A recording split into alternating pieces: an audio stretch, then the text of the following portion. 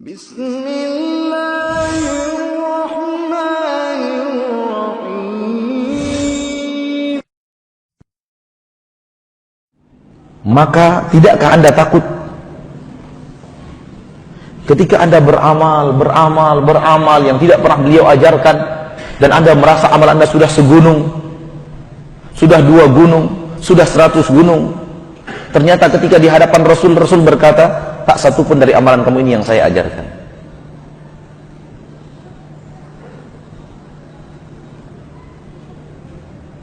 Rasul menjadi saksi atas umat akhir zaman.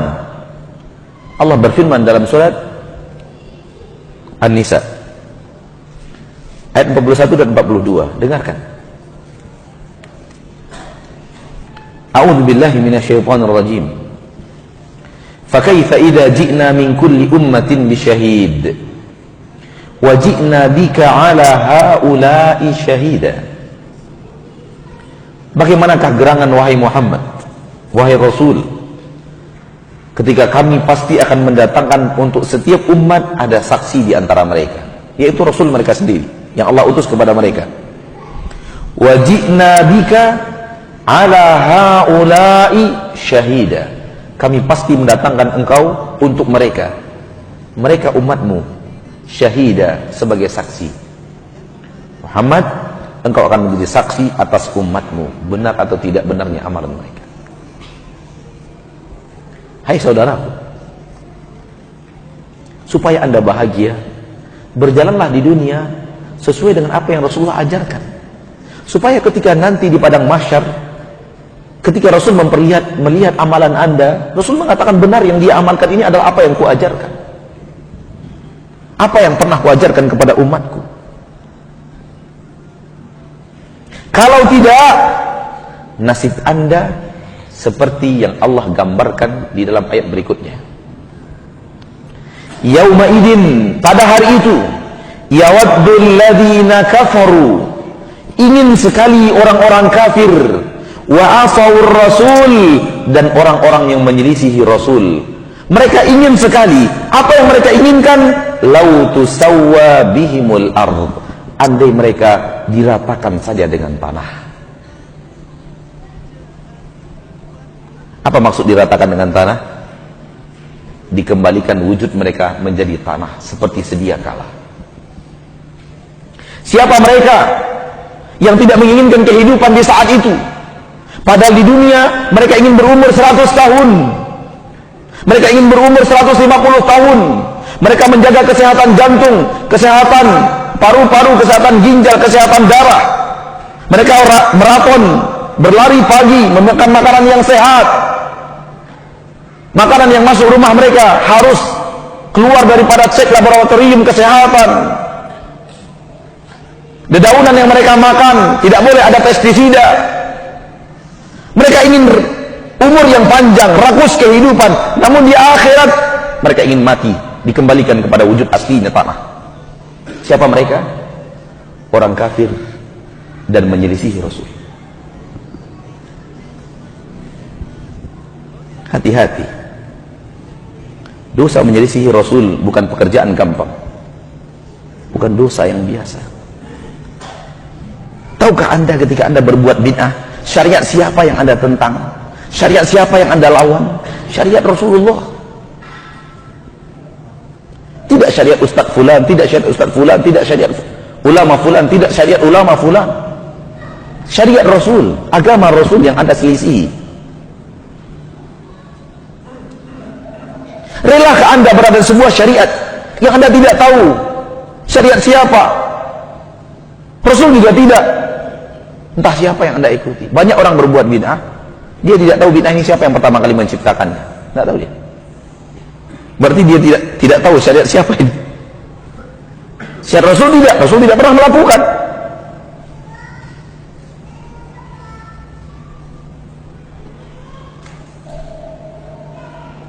Berfikirlah. Di dalam surah Al-Furqan ayat 27, 28, 29. Allah berfirman, a'udzubillahi minasyaitonir rajim. wa yawma ya'addu adh-dhalimu 'ala yadayhi yaqulu ya laitani ittakhadhtu ma'ar rasuli sabila ya wailata laitani lam attakhidh fulanan khalila laqad adallani 'ani dhikri ba'da idh ja'ani wa kana asy-syaitanu lil insani khadula. Pada hari di mana orang-orang zalim menggigit kedua tangan mereka, gigit jari. Mereka berkata, duhai, andai dulu di dunia saya mau menjadikan jalan saya adalah jalan bersama Rasul. Andai di dunia dulu saya mau menempuh jalan Rasul. Penyesalan di akhirat yang Allah gambarkan di dalam Al-Quran, ketika mereka tidak mau menempuh jalan Rasul, mereka tidak mau mengikuti jalan Rasul, mereka ingin jalan sendiri, mereka buat jalan sendiri, mereka buat jalan ke surga sendiri, mereka yakini itu sebagai ibadah sendiri. Nabi tidak pernah kerjakan, Nabi tidak pernah ajarkan. Pada hari itu mereka gigit jari dan mereka berkata, andai di dunia dulu saya mau mengikuti jalan Rasul. Penyesalan, penyesalan tiada arti, penyesalan tiada guna, penyesalan yang tidak lagi diterima.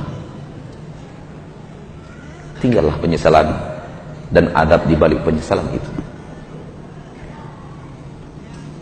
Ya wailata laitani lam attakhidh fulanan khalila. Duhai gerangan, andai dulu aku di dunia tidak menjadikan si fulan sebagai sahabat karib saya. Hati-hati mencari sahabat karib. Hati-hati menjadi sahabat karib. Sahabat karib Anda yang akan menyesatkan Anda dari jalan Allah. Ini yang akan terjadi. Andai di dunia dulu saya tidak menjadikan si fulan menjadi sahabat karib saya, menjadi sahabat saya. Kenapa? Laqad adallani 'ani dzikri ba'da idz ja'ani. Dia telah menyesatkan aku daripada zikir ibadah kepada Allah setelah datang kepadaku syariat tersebut. Wa kana syaitanu lil insani khadula. Adalah syaitan selalu ingin menghinakan manusia. Saudaraku, saudariku, kalau kita ingin membuka ayat, puluhan ayat tentang perintah taat kepada Rasul, belasan ayat tentang larangan menyelisihi Rasul. Tidak ada artikah itu semua bagi kita? Sehingga berhak kita berbuat sesuatu yang Rasul tidak buat, berhak kita melakukan sesuatu yang Rasulullah tidak ajarkan. Siapa Rasul Anda? Tanya, mikir, Rasul saya siapa ya? Nabi Muhammad. Kok syariat yang saya terima bukan syariat Nabi Muhammad? Rasul saya siapa ya? Nabi Muhammad. Kok tata cara berzikir saya tidak sama dengan berzikirnya Nabi Muhammad? Mikir sedikit dong. Rasul saya siapa? Muhammad sallallahu alaihi wasallam. Kenapa Rasul saya tidak mengerjakan? Saya harus mengerjakan? Siapa yang menyuruh saya mengerjakan ini?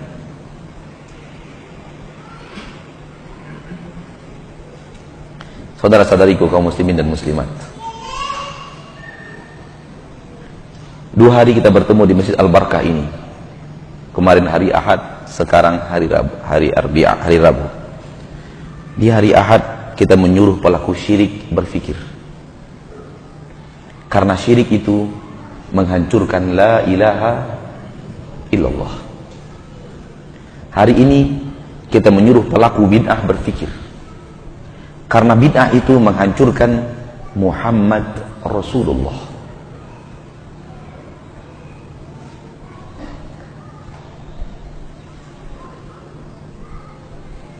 Yang paling kuat menghancurkan la ilaha illallah syirik.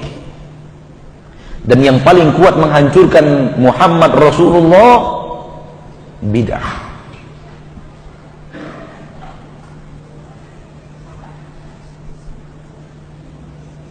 Oleh karena itu di wasiat terakhir Rasulullah, larangan bid'ah. Bukan larangan berzina, bukan larangan minum khamar, bukan larangan Korupsi bukan larangan bid'ah. Wa iyyakum wa muhdatsatil umur. Jauhi oleh kalian hal yang baru dalam urusan syariat. Fa inna kulla muhdatsatin bid'ah. Seluruh hal yang baru itu bid'ah. Wa kullu bid'atin dhalalah. Seluruh yang bid'ah itu sesat. Wa kullu dhalalatin finnar. Seluruh yang sesat itu tempatnya di neraka. Orang kalau sudah jauh daripada syirik, jauh daripada bid'ah, syahadatainnya lurus. Maksiat bagaimana Ustaz? Siapa sih yang tidak pernah terjebak dalam maksiat? Tolong tunjukkan saya mana orangnya. Saya ingin belajar bagaimana caranya selamat dari maksiat. Tapi saya nggak bisa. Karena kodrat saya sebagai seorang insan memiliki kesalahan.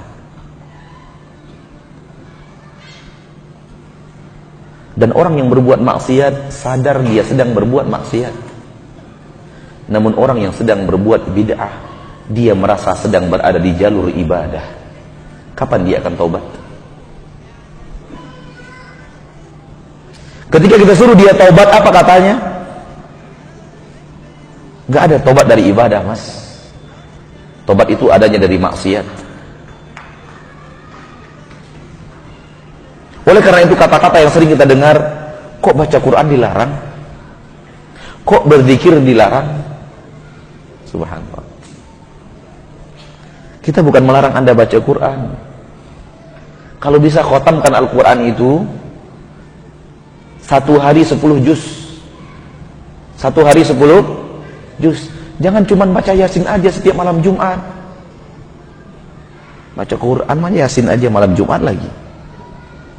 Bukan itu. Bukan begitu cara membaca Al-Quran. Cara membaca Al-Quran dari awal. Al-Fatihah, lanjutkan. Buat target. Sekali 3 bulan kah? Khatam. Sekali sebulan kah? Khatam. Sekali 2 minggu kah? Sekali 3 minggu kah? Dikhatamkan. Buat target. Paling banyak targetnya 1 kali dalam 3 hari. Jangan kayak orang-orang sebahagian. Waduh mah, mengkhatamkan Quran gampang. Bagaimana caranya? Kata Nabi Muhammad, surat Ikhlas itu sepertiga Al-Quran. Baca aja 3 kali.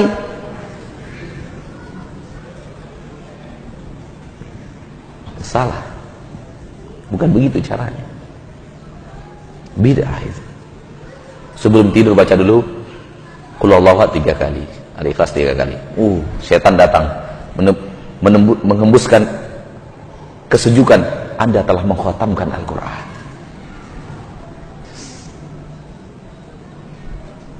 Ketenangan, ketentraman hati dan linangan air mata bukan bukti kebenaran. Tapi kebenaran pasti membawa Anda tenang dan berlinangan air mata. Pasti. Namun hanya tenang, hanya tentram, hanya linangan air mata bukan bukti itu adalah kebenaran. Karena linangan air mata bisa datang dari jebakan syaitan. Ada orang yang melihat sebuah perkumpulan. Dia hadir di perkumpulan itu. Apa katanya? Semenjak saya ada di perkumpulan itu, jiwa saya tenang, Pak Ustadz. Jiwa saya tentram, Pak Ustadz. Walaupun saya sering nonton Take Me Out Indonesia, tapi jiwa saya tenang dan tentram. Jebakan syaitan.